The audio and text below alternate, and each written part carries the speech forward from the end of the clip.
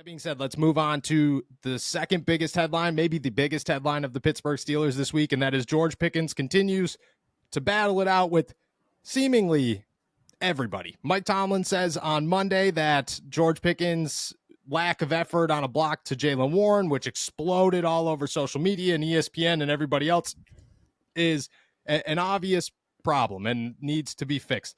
George Pickens spoke to the media yesterday and, well, clearly was not happy with the media, those around him, and those talking about him in a negative light. This is what George had to say about the entire situation and why it's the media's fault that there is a negative narrative floating around about him. The Jaylen Warren run toward the end zone, what did you see on that? And would you handle that differently if you had to do it over again? No, I was just trying to prevent the Tank Dell situation, the same thing that happened to Tank Dell. I didn't want to get an injury. When you stay on the block too long, you can get ran up on very easy. So, there some people are questioning your effort. Yeah, all the people that's questioning my effort. How do you respond to that? They don't play football. They do what y'all do. What kind of conversations are you guys having as an offense right now to try and find the rhythm that you guys have been searching for? You said what again? What kind of conversations you had with some of the offensive guys on this unit, leaders and such, and just the way you need to approach from your standpoint? Like I said, everybody that got opinions are all media surface guys. None of them play football. George, does it upset you when you hear that stuff? No, not really media. They'll never be. They're never going to be in the NFL. They're just media guys. I remember at the end of last year, you said you worked hard to overcome whatever these preconceived notions were about you coming out. You still have to do that? You're still fighting it? I just feel like the reason I would be, like you're saying, would be still fighting it, because it's a lot of guys that's not playing the ball, not playing the game of football. That's just media guys having an opinion. George, Mike Tomlin said he talked to you about controlling your frustration. Did what he had to say to you resonate with you? What it was like 2 weeks ago? Last week, I think. Nah, he ain't saying nothing about frustration. He said he's had that conversation with you though, right? Nah, I ain't never. Last week we played the coach. I ain't had no conversation with Coach T. Let's get better. Let's keep working. George, when you take a look at Mason getting the start this week, what have you seen from him, and what can he provide for this offense?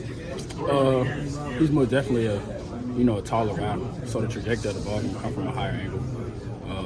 With that being said, that's in the draft process over the years, that's what they like, taller guys who can see over the line, stay in the pocket and deliver the throw. What do you think's missing for a consistency factor for you guys to put 4 quarters together? The football game just works by keep playing. One time you can be down, one time you can be up. So the biggest factor I'll probably just say is just finish the whole game. Try to come out there like we did the close game. Guns blazing and try to keep that consistency. George, it's your second year. I imagine you've grown a lot as a player.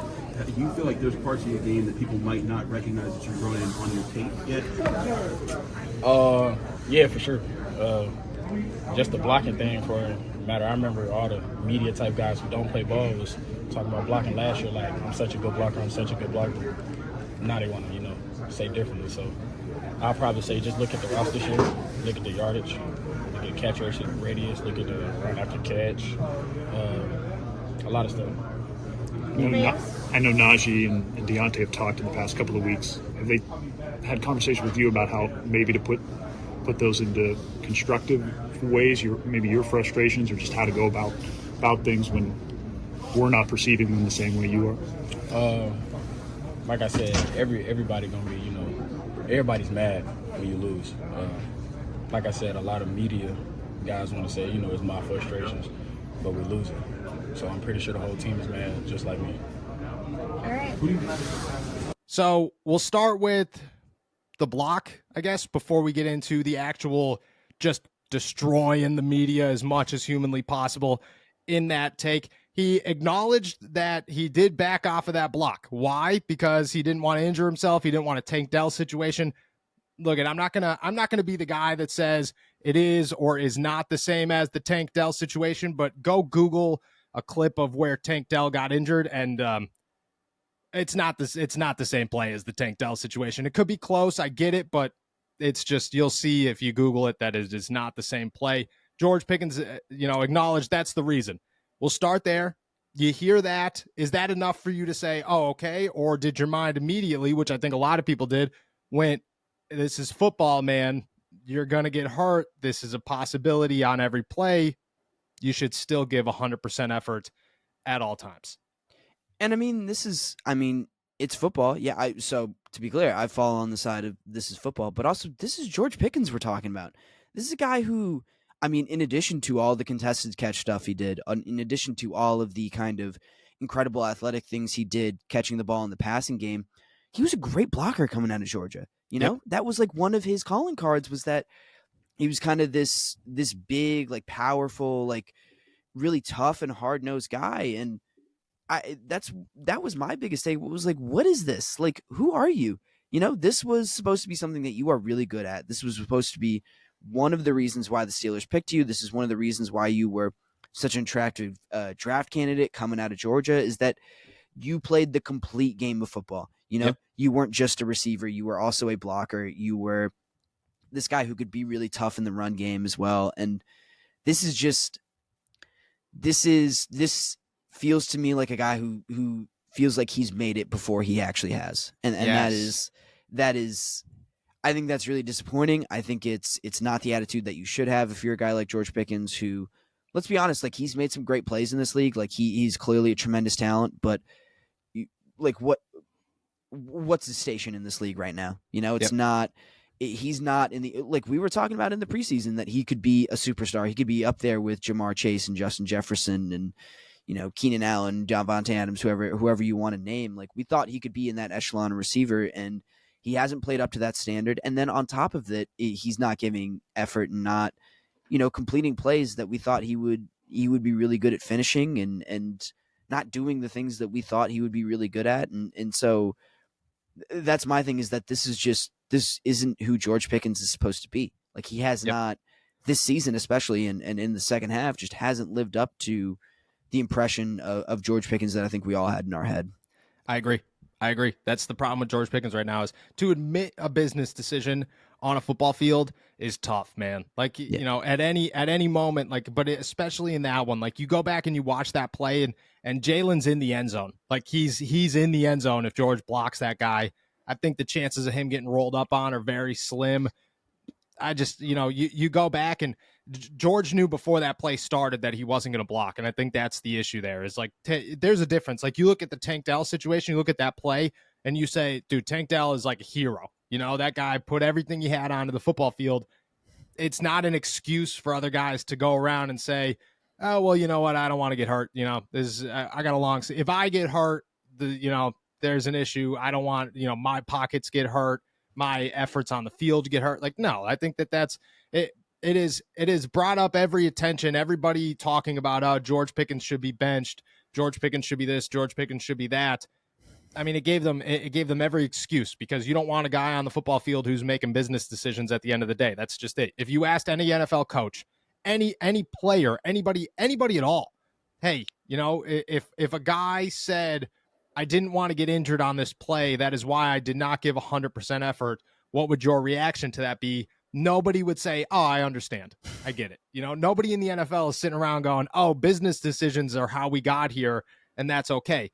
And, I think that's like the biggest issue. Then you go into the blame in the media for this false narrative. And I mean, if you played a drinking game and said how many times George Pickens blamed the media, you'd be hammered by the time that 2.5 minute interview was over. The guy just, I mean, let's just start with the obvious ones. Noted media member Mike Tomlin has acknowledged that George Pickens' lack of effort is an issue, and called it a maturity issue. Acknowledged that it was a maturity issue. You got former players like Ryan Clark, who have been going off on this guy for a couple of weeks now. You got Doran Dickerson from 93.7 The Fan, former NFL player, former Pitt guy, who also said, I mean, his words were, your effort is dog shit. And at that moment, you're like, okay, well, that's a former player here. This is not just the media. It's just, it is a narrative that has been created, not creative, but has been pushed by the outside. I 100% agree with that. Ignoring that your coach is part of that, ignoring that former players are part of that, and just trying to say like, oh, it's the 7 of you guys standing in front of me. I think that's a bigger issue. You heard that one. We were jumping on here, and we had some thoughts. I want you to share them. Yeah, I just thought this was completely pathetic, quite honestly. Like, this is, yeah, like, that's a strong word, but like, I don't know It's how true, else though. to describe it. Like, I'm sorry, but you're telling, like, it's just like this narrative might have started on the outside, but it has continued to go inside the Steelers organization. Yes. Like you said, it hasn't ended with the media. It didn't get cut off there. Mike Tomlin didn't refute it. Even Deontay Johnson acknowledged that, like, these are struggles that he is going through. He is learning how to, give full effort, how to actually be an NFL player. It's something that they're trying to help him out with and try to teach him. Like, this isn't just the media. And Nope. this is something George has done repeatedly this year, is try to deflect blame and just say, oh, someone is making a story up about me that isn't true. And it's difficult to hear those things, because as a member of the media, as someone who's sitting there and listening to him talk, listening to him say these things that are just plainly not true, you can't be like, well, George, that's not actually true. This stuff actually happened, and Mike Tomlin said this, and like, this stuff goes against your point as well. Like, you can't point out the obvious lies to him.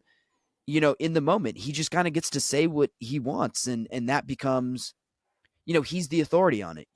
It's George Pickens. Like, who knows more about it than him? Who knows more about football than him? He can just kind of say what he wants, and no one can call him on it. And he feels comfortable just kind of saying whatever he wants, even if it's not true. And that's frustrating, as a member of the media, as someone who like listens to George and talks to him and has to, you two has to ask these questions. But I think it's even more frustrating because it seems like he's just not seeing the problem, Yes. And if he doesn't see the problem now, then is he ever going to? And I think that's the biggest question, like, if he can't acknowledge these issues now, if he can't, stay on top of these things, if he can't even admit that there is a problem, how is he ever going to fix it? My thought with the Lions stuff is, if I'm a Pittsburgh Steelers fan, like, just look at the track record. Look at the liking comments about how Kenny Pickett isn't good, and then lying about them, and then deleting everything on Instagram and then lying about it, and saying that he's not frustrated and that nobody's had to talk to him, and then everybody has to say 10 seconds. We were in the locker room. Like, we were there, man, when he said, no, I'm not frustrated. There's no issues. I haven't talked to anybody. And then Deontay Johnson walked up to the podium, and within 30 seconds, after George said no, said, oh yeah, we talked to him. And then Najee comes up a minute later and goes, oh yeah, we talked to him. Like, it's just, the lies are crazy. And, maybe in his head, like, they're not lies. Maybe this is like, maybe the picture is a little blurred and a little different. But to go as far as, like, he even denied the meeting with Mike Tomlin before the Colts game. Like, Tomlin detailed that meeting, like, explained everything that went on in it. Like, these things actually happened. He just doesn't want that narrative to be out there, and he'd rather lie his way out of it, just like you said. If I'm a Pittsburgh Steelers fan, I'm sitting here, and, like, for the last 2-3 years, we have talked about the issues of Deontay Johnson. We have gone back and forth on our thoughts on Deontay Johnson.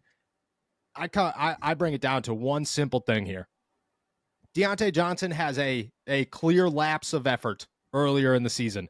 Blows up all over the place. He looks like a little baby in the moment, and it explodes. Everybody's talking about it. He goes to the media immediately and says, yeah, I talked to my team. I apologized. I promised them I would never do this again. He stood up in front of the team and acknowledged that he made a mistake.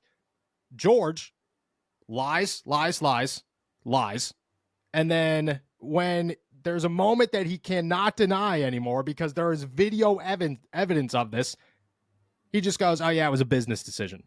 That's what it is.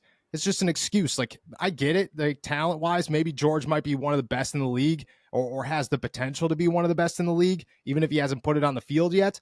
But if we're just going culture, if we're going issues, if we're going whatever, everybody who's sitting around, like, wanting to get rid of Deontay Johnson should immediately be on the bandwagon of, well, George Pickens is a bigger issue and a much more pressing issue. And, if the bar was here with Deontay Johnson, it's much lower with George, because he has surpassed it time and time again. And I just think that's, like, as a Steelers fan, you can't be sitting there and just being like, well, but there's just nothing to bud anymore. At this point, he's run out of excuses.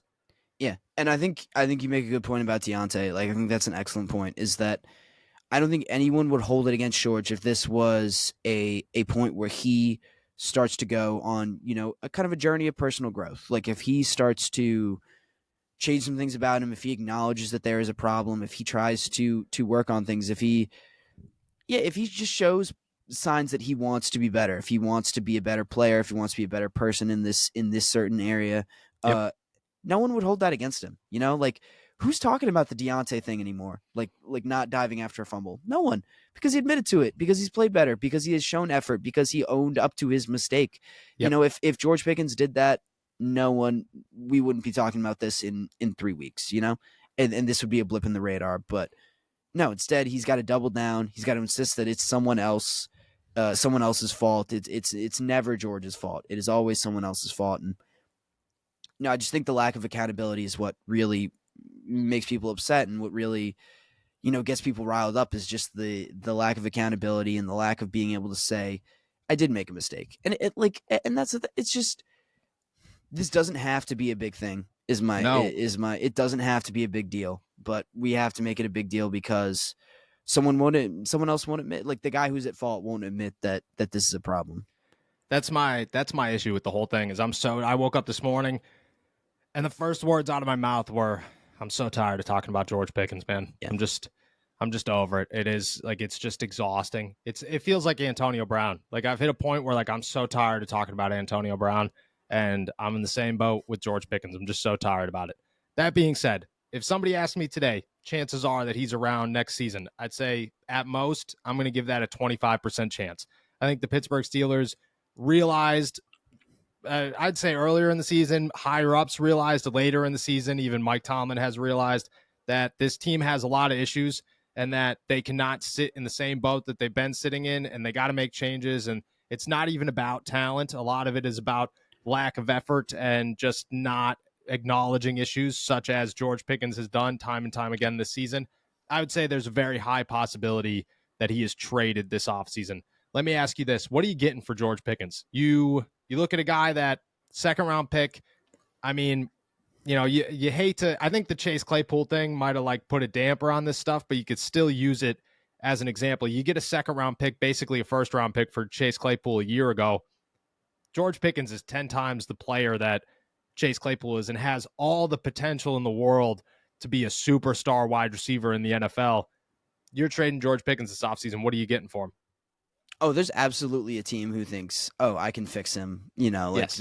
Someone, not this guy specifically, not this team specifically, but like, you don't think Bill Belichick is like, I could fix him. 100%. Like, I could put a bunch of discipline into him and we'll be all right. Like, so I think by that virtue, I think the Steelers can sell on, it's okay. Like, we can fix this easy. Like, someone can fix this easily. Yeah. He's just not right in this situation. I think you can absolutely get a first round pick for him. I think he's still kind of holds that value as such a young guy in the league right now.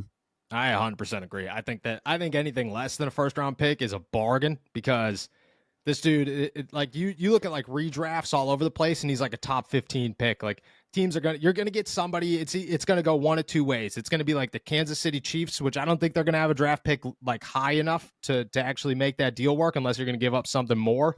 But you're going to have a team like the Chiefs who are like, oh man, dude, we could for one, Andy Reid's thinking everything will just be totally fine here. And could you imagine George Pickens with Patrick Mahomes, which is a valid argument. I 100% agree. Yeah. But you'll also get a team like Carolina or Houston or somewhere where it's a very young quarterback, a team like Chicago, who might do it again. And that would be hilarious if they did it again with Pittsburgh. But you're going to find a team with a young quarterback who are just like, all right, we got to put as much weapons around this guy as humanly possible. And they're going to be all in on this. And I think the Steelers, like, I think trading George Pickens is the easiest move the Pittsburgh Steelers could make this offseason. And what you can get for it, I think it's higher than what we're saying. Like, I think at the end of the day, when it comes out and it's like 2 first-round picks or a first, a second, and a third, I'd be like, yeah, that makes a lot of sense, because I think it's like baseline without trying to overemphasize something or just like make something ridiculous. A first-round pick, I think it's more. I honestly do. Yeah, I I feel the same way. Like I feel like there is a combination of potential and youth there. Like I think Dude, he's 22 years old, I think. yeah. For as much as these problems, we're talking about them, national media is talking about them to a certain extent, but I don't think like this is the kind of story that is blown up in a way that would severely affect his nobody in stock or Chicago and Carolina even have any idea what's going on with George Pickens. They're just like, oh, look at that. Steelers are on the headlines again, not us. Ha ha. Yeah. Cool. Right. Like they could care less, and when it all is said and done, they already knew the issues. Like, people get traded all the time with issues. Antonio Brown at the end of his career went for a 3rd-round pick after he just decided he wasn't showing up anymore. Like people get traded for talent. That's just what they do. I think a 1st-round pick easy, and I think once people start calling, it'll be if it's not Mike Tomlin, and I think it will be Mike Tomlin that says, okay, yeah, let's make the move. Art Rooney will be sitting there going, yeah, no, it's time. Like it's, I'm tired of this. Let's move on. So I would say there's at most 25% chance George Pickens is around next season for the Pittsburgh Steelers.